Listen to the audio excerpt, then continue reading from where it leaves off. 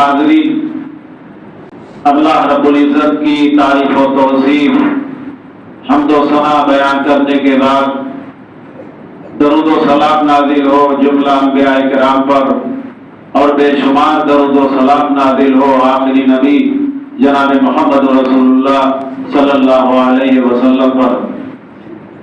ہمیں اچھی طرح معلوم ہے کہ اس وقت ایک اہم شرعی مناسبت جو قربانی ہے، اسی کے تعلق سے کچھ باتیں عرض کرنا مناسب سمجھتا ہوں۔ آج کی گفتگو کا محور چند نکات ہیں۔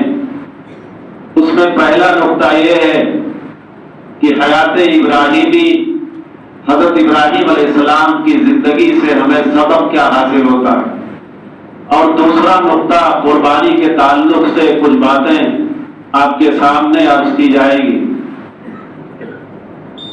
سورہ نجم کی ایک چھوٹی سی آیت ہم نے آپ کے سامنے تلاوت کی ہے۔ آیت میں اللہ تعالیٰ نے ارشاد فرمایا وَإِبْرَاهِيمَ الَّذِي وَفَّى۔ اسی ایک چھوٹی سی آیت کے تناظر میں اور پیش نظر آپ کے سامنے بات ہوگی۔ یہ آیت 3 کلموں کے اوپر مشتمل ہے، ابراہیم، الذی اور وفا۔ اگر آپ غور کریں تو ہمیں معلوم ہوگا کہ ابراہیم علیہ السلام کی پوری سیرت، ابراہیم علیہ السلام کی پوری زندگی یہ آیت سمیٹے ہوئے ہے۔ اس آیت کے اندر غور کریں تو ابراہیم علیہ السلام کی پوری حیات سمٹی ہوئی ہے۔ اللہ نے فرمایا کہ ابراہیم وہ ہیں جنہوں نے وفاداری کی انتہا کر دی۔ اللہ وفا بھی کہہ سکتا تھا بغیر تشدید کے، اوفا بھی کہہ سکتا تھا، لیکن اللہ نے کہا وفا۔ اس کا مطلب یہ ہے کہ وفا اور ایفا کے اندر وہ معنویت نہیں پائی جاتی جو وفا کے اندر پایا جاتا ہے، وفاداری کی انتہا۔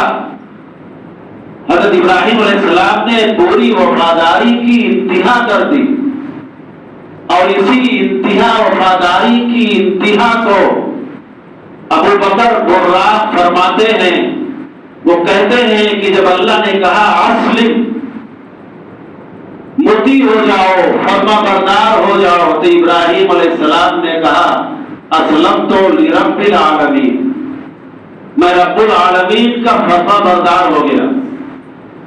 اور اس وفاداری کو ایک قصے سے سمجھیے، ایک واقعے سے، جسے جلال الدین رومی نے بیان کیا ہے۔ حالانکہ وہ تھا تو صوفیزم سے تعلق رکھتا تھا، یعنی اس کا عقیدہ صوفیانہ تھا، لیکن باتیں کبھی کبھی اس نے بڑی اچھی لکھی ہے۔ وہ ایک جگہ لکھتا ہے کہ یہ دنیا ایک کشتی کی طرح ہے، جس کشتی کے اندر ہم سوار ہیں اور پانی کے اوپر چل رہی ہے۔ جب تک یہ کشتی پانی کے اوپر چلتی ہے تو کشتی بھی محفوظ ہوتی اور سوار ہونے والے بھی محفوظ ہوتے، لیکن اگر اس کشتی کے اوپر پانی آ جائے تو کشتی بھی ڈوبے گی اور اس میں سوار لوگ بھی ڈوبیں گے۔ اس کا مطلب یہ ہوا کہ اس دنیا کو اپنی اوقات میں رکھیے، ایسا نہیں کہ دنیا ہمارے اوپر سوار ہو جائے اور پھر ہم دنیا کے اندر اس قدر مگن ہو جائیں کہ نہ دیانتداری رہے، نہ ایمانداری رہے، نہ ہمارا ایمان بچے۔ اور جہاں دیانتداری کی بات آ گئی، آج آپ دیکھیں گے بھلے کچھ لوگوں کو برا لگے، لیکن علماء اس جماعت کے جو بڑے بڑے علماء ہیں، جنہوں نے دین کا مکوٹا پہن رکھا ہے، دین کا لبادہ جنہوں نے اوڑھ رکھا ہے، اور پبلک یہ سمجھتی ہے، عوام یہ سمجھتی ہے کہ بڑے پارسا ہیں، چاہے وہ گھنٹوں تقریریں کریں یا راتوں رات وہ جلسے کریں، لیکن آپ اکثریت کو دیکھیں گے کہ دینداری نام کی کوئی چیز ان کے اندر نہیں پائی جاتی ہے۔ ہمیں اچھی طرح معلوم ہے، ہم جانتے ہیں، نام نام لینا مناسب نہیں ہے. ہمارے اس ملک کے اندر کرناٹک ایک صوبہ ہے، ہر شخص جانتا ہے. وہاں ایک مدرسہ، ایک جگہ ہے رائے درگ، اور اس میں ایک اہل حدیث مدرسہ چلتا ہے.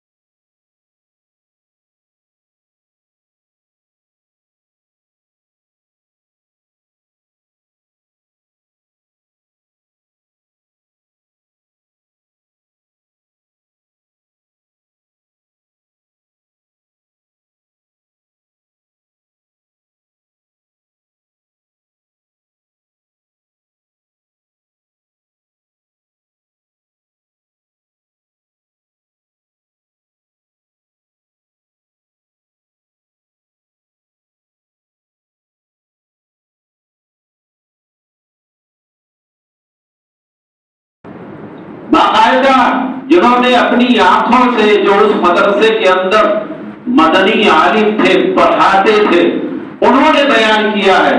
یہ دینداری پہ یہ بات یاد آ گئی کہ علماء کس قدر اس وقت دیندار ہیں. اس کا اندازہ لگائیے کہ افطاری کا پیسہ ملا اس مدرسے کو.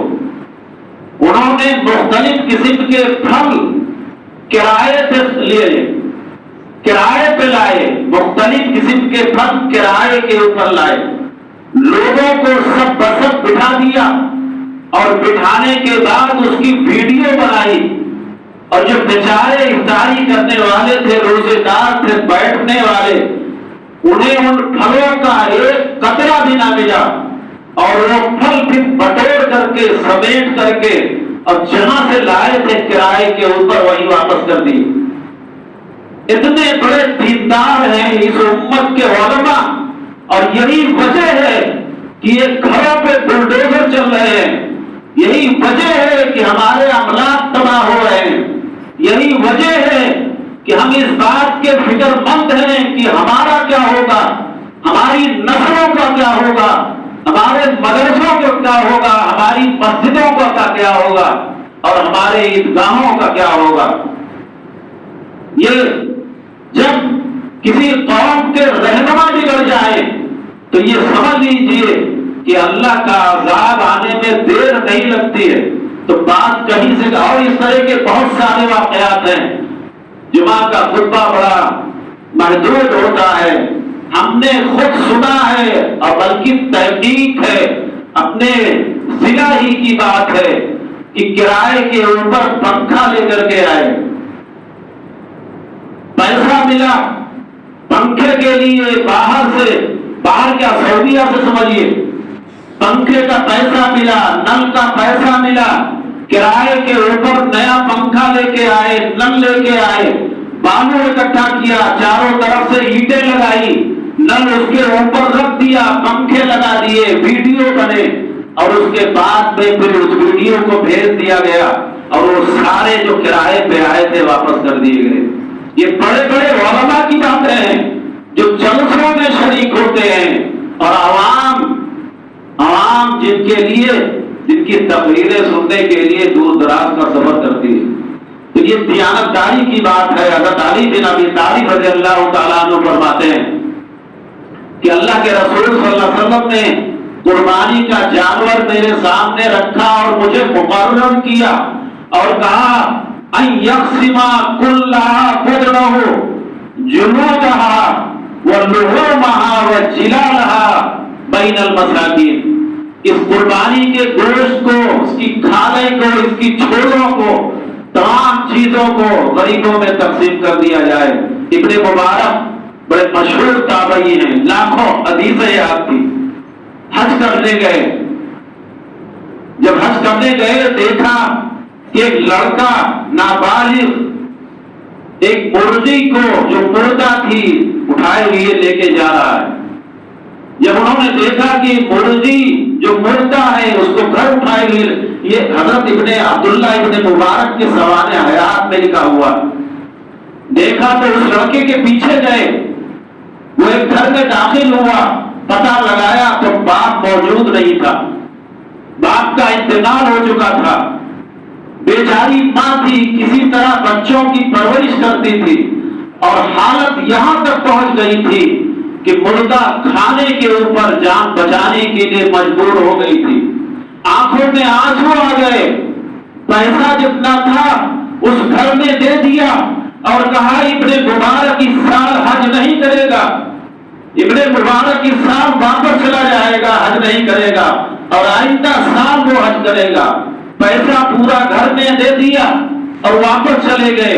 جو ساتھی تھے جب انہوں نے حج کیا، مکمل کیا اور رات میں سوئے، لکھا ہوا ہے کہ میدان عرفات میں سوئے تو خواب دیکھا کہ سب سے پہلے جس کا حج قبول ہوا، حالانکہ حج بھی نہیں کیا تھا، وہ ابن مبارک کا حج قبول ہوا۔ اس کو کہتے ہیں دیانتداری، اس کو کہتے ہیں ایمانداری۔ اور آج آپ دیکھتے ہیں کہ باہر سے کتنے پیسے آ رہے ہیں، لیکن شاید اس کا عشیر بھی خرچ نہ ہوتا ہوگا۔ ابراہیم علیہ السلام کے تعلق سے یہی وجہ ہے کہ ابراہیم علیہ السلام وفاداری کی انتہا کو پہنچ گئے۔ لوگوں اس دنیا میں رہو ایسے کہ مرنے کے بعد لوگ خیر کے ساتھ ذکر کریں۔ یہ تو اس دنیا میں لوگ بہت سارے آتے ہیں چلے جاتے ہیں، اور کچھ لوگ ایسے ہیں جو ان کی زندگی میں گالیاں مل رہی ہیں انہیں، اور مرنے کے بعد لوگ ان کو کتنی گالیاں ملیں گی ان کو خود اندازہ ہے۔ یہی وجہ ہے کہ اللہ تعالیٰ نے وَاتَّخَذَ اللَّهُ إِبْرَاهِيمَ خَلِيلًا، اللہ تعالیٰ نے ابراہیم علیہ السلام کو اپنا خلیل بنا لیا، اور خلیل جانتے ہیں محبت کا سب سے اعلیٰ درجہ، اس کے بعد کوئی درجہ کوئی مقام ہے ہی نہیں۔ یہ خلت جس سے خلیل بنا ہے یہ محبت کا سب سے اونچا درجہ ہے۔ یوں تو دوست کے معنی میں عربی میں بہت سارے الفاظ آتے، حبیب آتا ہے، صدیق آتا، ندیم آتا، بہت سارے الفاظ آتے ہیں، لیکن خلیل کے اندر جو معنویت ہے وہ کسی لفظ کے اندر نہیں پایا۔ اللہ نے انہیں خلیل بنایا، کیوں بنایا؟ اللہ کے رسول سے کہا گیا کہ اللہ کے رسول حضرت ابو بکر آپ کے خلیل ہیں۔ حضرت عبداللہ ابن مسعود رضی اللہ تعالیٰ عنہ حدیث کے راوی کہ آپ سے کہا گیا کہ حضرت ابو بکر آپ کے خلیل ہیں۔ اللہ کے رسول نے کہا لو كنت متخذا خلیلا، اگر مجھے خلیل بنانا ہوتا لاتخذت ابا بکر خلیلا، تو واقعی میں حضرت ابو بکر کو خلیل بناتا، ولکنہ اخی وصاحبی، لیکن وہ میرے اسلامی بھائی ہیں، صحابہ میں سے ہیں، اللہ نے مجھے اپنا خلیل بنا رکھا ہے۔ اللہ کے رسول نے کہا کہ اللہ تعالیٰ نے تمہارے ساتھی یعنی اللہ کے رسول کو اللہ نے خلیل بنا رکھا ہے۔ اسی لیے لوگوں دعائیں کیجئے جو ابراہیم علیہ السلام نے کی تھی، وَجَعَلْ لِي لِسَانَ صِدْقٍ فِي الْآخِرِينَ، اے اللہ مجھے ایسا بنا دے کہ آخری قیامت کی صبح تک خیر کے ساتھ لوگ میرا نام لیتے رہے۔ اور آپ کو تعجب ہوگا یہ ابراہیم علیہ السلام ہیں، وہ متفق علیہ نبی ہیں کہ بڑی بڑی قوموں کا اختلاف ان کے بارے میں نہیں ہے۔ بڑی بڑی قومیں اپنی نسبت ابراہیم علیہ السلام کی طرف فخر کرنے میں، نسبت کرنے میں فخر محسوس کرتی ہیں، یہاں تک کہ یہود کہتے ہیں ہم بھی ابراہیمی ہیں، یہود وہ بھی کہتے ہیں ہم بھی ابراہیمی ہیں، عیسائی کہتے ہیں ہم ابراہیمی ہیں، مسلمان کہتے ہیں ہم ابراہیمی ہیں، یہاں تک کہ مشرکین مکہ بھی کہتے تھے کہ ہم ابراہیمی ہیں۔ یعنی ہر ایک ابراہیم علیہ السلام سے تعلق جوڑنا چاہتا ہے۔ اور آپ کو تعجب ہوگا ابھی جو امریکہ کے صدر نے جو دورہ کیا ہے عرب ملکوں کا، خاص طور سے سعودیہ، قطر اور دبئی کا، جو لوگ عالمی خبروں کے اوپر گہری نظر رکھتے ہیں، وہ کہتے ہیں حقیقت میں وہ اس لیے آیا تھا کہ وہ ایک ابراہیمی سینٹر، ابراہیمی فیض سینٹر بنانا چاہتا ہے کہ ہماری آپ کی کوئی لڑائی نہیں۔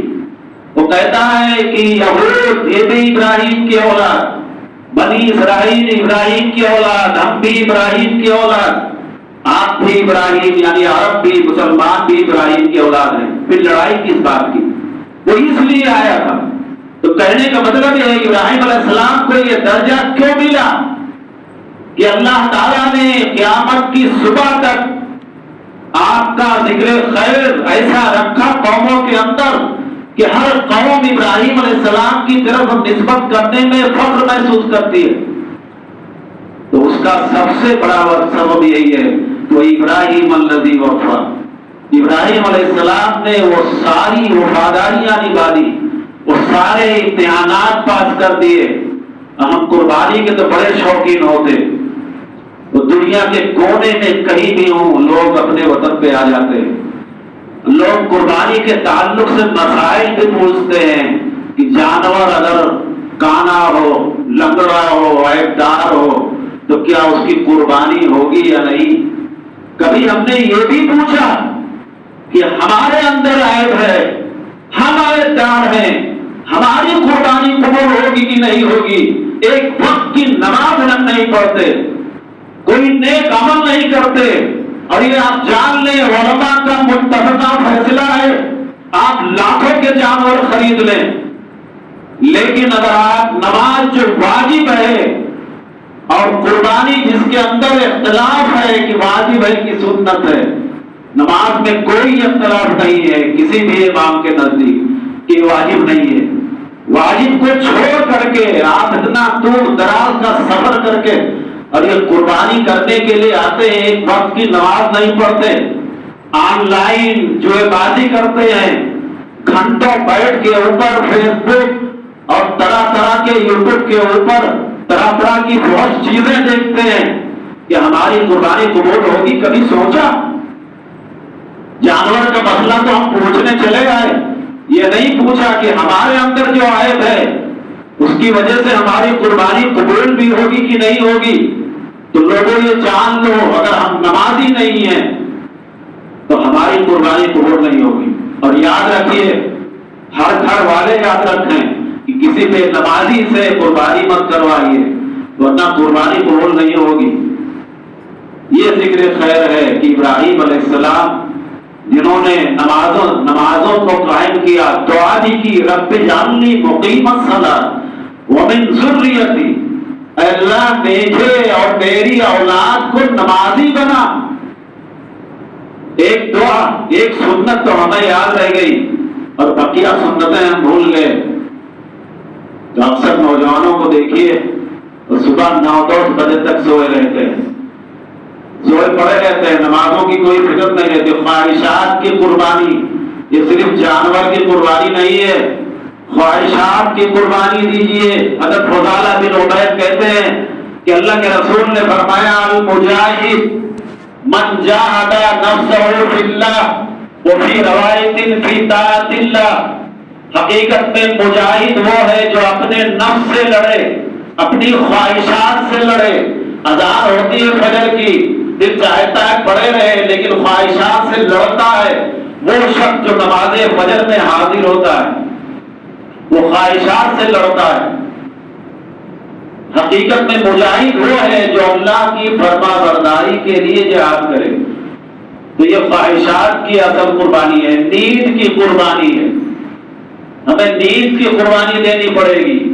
حضرت ابو ہریرہ کہتے ہیں کہ اللہ کے رسول صلی اللہ علیہ وسلم نے فرمایا ان اثقل الصلاۃ علی المنافقین صلاۃ العشاء و صلاۃ الفجر، منافقین کے لیے نماز عشاء اور نماز فجر سب سے بھاری تھی، اور نماز عصر اور نماز فجر یہ دونوں نمازیں ایسی ہیں کہ جن میں فرشتوں کی ڈیوٹیاں لگتی ہیں، چینج ہوتی ہیں، ڈیوٹیاں بدلتی ہیں۔ حضرت ابو ہریرہ خود حدیث کے راوی ہیں، الملائکہ یتعاقبون باللیل والنہار، فرشتوں کی ڈیوٹیاں رات اور دن میں چینج ہوتی ہیں. وہ نماز فجر اور نماز عصر میں اکٹھا ہوتے اور پھر لوگوں کے اعمال لے کے اللہ کے سامنے حاضر ہوتے. فیسالوں، اللہ ان سے پوچھتا ہے، وہ عالم، حالانکہ اللہ کو تو معلوم ہے، اللہ ان سے پوچھتا ہے کیفا ترکتم عبادی، لوگوں میرے بندوں کو تم نے کیسے پایا؟ وہ کہتے ہیں کہ اللہ ترکناہم وہم یصلون واتیناہم وہم یصلون، جب چھوڑا تب بھی نماز پڑھ رہے تھے اور جب گئے تب بھی نماز پڑھ رہے تھے. کس کے لیے ہے؟ جو حقیقت میں نمازوں میں حاضر ہوتے ہیں. تو لوگوں یہ مسئلہ بہت اہم ہے کہ آپ لاکھوں کا جانور خرید لیں اور نماز اگر نہیں پڑھتے ہیں تو قربانی قبول نہیں ہوگی. یہ متفقہ فیصلہ ہے، کسی کا اختلاف نہیں ہے. ابھی اور بات ہے کہ آپ 50,000 1 لاکھ کا جانور لے کے گوشت کھا لیں، کیونکہ اللہ کو صرف تقوی پسند ہے. انما یتقبل اللہ من المتقین، اللہ صرف متقیوں سے یہ قربانی قبول کرتا ہے. پرہیزگاروں سے اللہ خود کہہ رہا ہے. بے نمازی کو پرہیزگار کوئی شخص کہے گا؟ جو پاگل ہوگا جو کہے گا کہ جو بے نمازی ہے بڑا متقی ہے، پرہیزگار ہے. حقیقت میں جو تقوی ہے اگر اس کے اندر تو نمازی ہوگا. ایسا شخص نمازی ہوگا. تو لوگوں سب سے پہلے ادھر توجہ دینے کی ضرورت ہے. ہمیں اس دنیا میں اس طرح زندگی گزارنا چاہیے کہ دنیا میں رہے. لوگ یاد کریں، کسی شاعر نے کہا تھا کہ بارے دنیا میں رہو غم زدہ یا شاد رہو، بارے دنیا میں رہو غم زدہ یا شاد رہو، اور کچھ کر کے چلو یا کی صدا یاد رہو. تو جو آیت ہم نے آپ کے سامنے پڑھی تھی وہ ابراہیم الذی وفا، اللہ تعالیٰ نے ابراہیم علیہ السلام کی تعریف کی ہے کہ وہ ابراہیم جنہوں نے وفاداری کی. تو میں کہی یہ رہا تھا کہ جلال الدین رومی نے ایک واقعہ بیان کیا. علامہ کا اقبال کا مشہور شعر آپ نے سنا ہوگا کہ ایک ہی صف میں کھڑے ہو گئے محمود و عیاض، نہ کوئی بندہ رہا اور نہ کوئی بندہ نواز. وہ لکھتا ہے کہ محمود غزنوی جس کا غلام ایاز تھا اور بڑا قریبی غلام تھا، بہت زیادہ اس کو مانتا تھا. اس محمود غزنوی کے پاس ایک گوہر آیا، ہیرا آیا بڑا قیمتی. اس نے اپنے تمام وزراء کو بلایا. یہ وفاداری کی بات ہے کہ وفاداری کہتے کس کو ہیں. اس نے اپنے تمام وزراء کو بلایا جو تقریباً 67 یا 68 وزراء تھے، اور کہا کہ جانتے ہو یہ ہیرا بڑا قیمتی ہے، بڑا نایاب ہے، لیکن میرا حکم ہے کہ اس کو توڑ ڈالا جائے. میرا حکم یہ ہے کہ اس کو توڑ دیا جائے. جتنے وزراء تھے سب ہنس کے رہ گئے اور سبوں نے کہا کہ بادشاہ سلامت، آپ مذاق کر رہے ہیں، اتنا قیمتی ہیرا اس کو توڑ دیا جائے. پھر بادشاہ نے اپنے غلام ایاز کو حکم دیا. ایاز نے نہ سوچا نہ سمجھا، ہتھوڑا لیا اور فوراً اس کے ریزے ریزے کر دیے. وزراء نے پوچھا کہ اتنا قیمتی ہیرا تم نے توڑ کیوں دیا؟ تو اس نے کہا، اے مہتران نامور، اے یہ بڑے بڑے وزراء، تم جانتے ہو کہ پہلے یہ سمجھو کہ بادشاہ سلامت کا حکم قیمتی ہے یا یہ ہیرا ہے. یعنی بادشاہ سلامت کا حکم اس ہیرے کے مقابلے میں کچھ حیثیت رکھتا ہے کہ نہیں رکھتا؟ اگر میں ہیرا نہیں توڑتا ہوں تو بادشاہ کے حکم کی حکم آبرونی کرتا ہوں، اور اگر میں اس کو توڑ دیتا ہوں تو گویا کی وفاداری کر رہا ہوں. یہ وفاداری کی اس نے مثال دی. تو جب ابراہیم علیہ السلام نے وفاداری کی تو جلا ابو بکر براق کہتے ہیں فَابْتَلَاهُ فِي نَفْسِهِ وَمَالِهِ وَوَلَدِهِ، پھر اللہ نے انہیں 3 چیزوں میں آزمایا. آپ نے 12 سنا ہوگا. 3 چیزوں میں اللہ تعالیٰ نے آزمایا. جان میں بھی آزمایا، اولاد میں آزمایا اور مال میں بھی آزمایا۔ چنانچہ ابراہیم علیہ السلام واقعہ آپ نے بارہا سنا ہوگا۔ ابراہیم علیہ السلام جب آگ میں ڈالے گئے تو انہوں نے صرف بخاری کی روایت ہے ایک دعا پڑھی، ایک کلمہ کا، حسبی اللہ، اللہ میرے لیے کافی ہے۔ حضرت عبداللہ ابن عباس رضی اللہ تعالیٰ عنہ فرماتے ہیں کہ وَلَوْ لَمْ يَقُلْ سَلَامًا لَمَاتَ إِبْرَاهِيمُ مِنْ بَلَدِهَا، اگر اللہ یہ نہ کہتا کہ ابراہیم علیہ السلام کے اوپر آگ سلامتی والی ہو تو ابراہیم علیہ السلام ٹھنڈک کی وجہ سے مر جاتے۔ یہ کون کہتے ہیں؟ عبداللہ ابن عباس رضی اللہ تعالیٰ عنہما، جنہیں مفسر قرآن کہا جاتا ہے، صحابی رسول ہے۔ وہ کہتے ہیں کہ اگر اللہ سلامت نہ کہتا تو ابراہیم علیہ السلام ٹھنڈک کی وجہ سے مر جاتے، اور اگر اللہ تعالیٰ یہ نہ کہتا سلامن علی ابراہیم، ابراہیم علیہ السلام کا نام نہ لیتا تو ہمیشہ کے لیے آگ ٹھنڈی ہو جاتی، ہمیشہ کے لیے آگ ٹھنڈی ہو جاتی، اس میں تپش رہی ہی نہیں جاتی اور لوگ اس سے فائدہ نہ اٹھا پاتے۔ اور ایک دوسرے شخص وہ کہتے ہیں، منہاج بن عمر کہتے ہیں کہ ابراہیم علیہ السلام فرماتے ہیں کہ جتنے دنوں تک میں آگ میں رہا، بہت بڑی بات انہوں نے کہی، جتنے دنوں تک میں آگ میں رہا مجھے لگتا ہے کہ پوری زندگی اتنی بڑی نعمت مجھے ملی ہی نہیں، اتنی بڑی نعمت مجھے نہیں ملی۔ اور ایک دوسرے شخص کہتے ہیں کہ وَمَا أَحْرَقَتِ النَّارُ إِبْرَاهِيمَ إِلَّا وَسَاقُهُ، ابراہیم علیہ السلام جو باندھے گئے تھے ان کی رسیاں صرف جلی، ابراہیم علیہ السلام کو کوئی نقصان نہیں ہوا، صرف رسیاں جلی۔ اور وہ کہتے ہیں کہ 7 دن تک، حالانکہ یہ اسرائیلی روایت ہے، 7 دن تک ابراہیم علیہ السلام اس آگ میں رہے۔ تو گویا کہ جان کی قربانی میں بھی ابراہیم علیہ السلام کامیاب ہوئے۔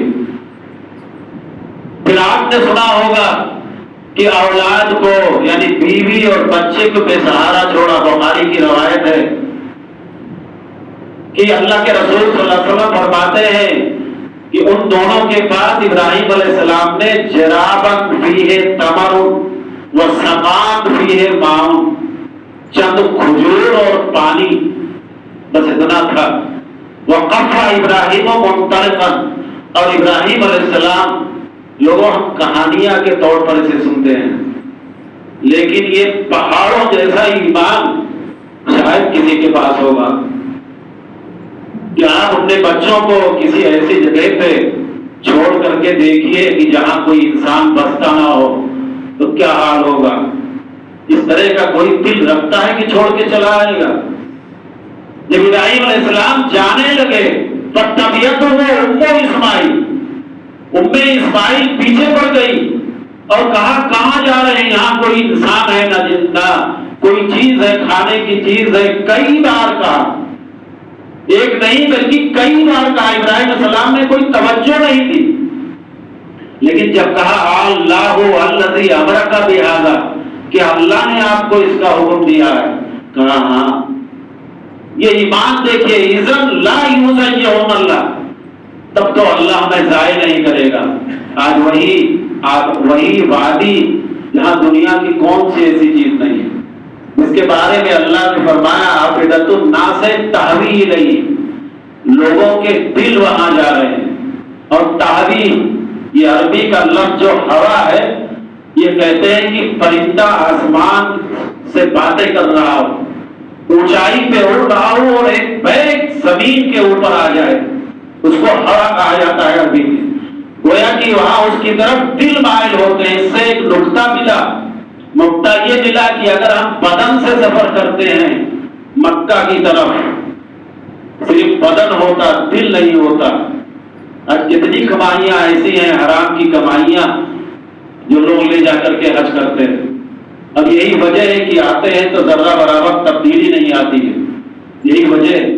تو نقطہ یہ ملا کہ اگر ہم دل سے وہاں کا سفر کرتے ہیں تو یہ سمجھ لیجیے ہمارے لیے یہ ایک ٹور ہے، ہم سفر پہ جا رہے ہیں، پکنک منانے جا رہے ہیں، اور اگر دل سے ہم وہاں جاتے ہیں تو ہمارے لیے حقیقت میں حج ہے۔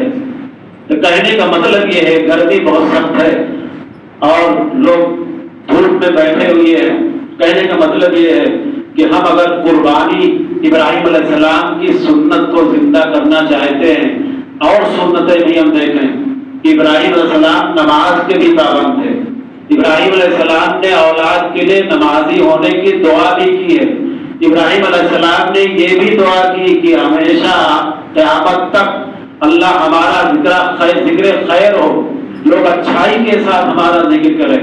ان سنتوں کے اوپر ہمیں بھی عمل کرنا چاہیے۔ اللہ تعالیٰ سے دعا ہے کہ اللہ تعالیٰ ہمیں سنت ابراہیمی پر مکمل عمل کرنے کی توفیق عطا فرمائے۔ وآخر دعوانا ان الحمد للہ رب العالمین۔ اقول قولی ھذا واستغفر اللہ لی ولکم ولسائر المسلمین فاستغفروہ من کل ذنب انہ هو الغفور الرحیم۔